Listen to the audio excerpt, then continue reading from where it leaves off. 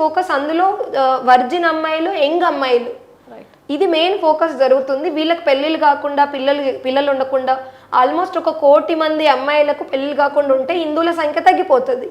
అప్పుడు ఏమవుతుంది, ఆటోమేటిక్గా ఇస్లాం, క్రిస్టియానిటీ పెరుగుతుంది. అప్పుడు ఈ దేశంని కబ్జా చేయొచ్చు. ఇలా ఒక ఇండైరెక్ట్ కుట్ర అనేది జరుగుతుంది.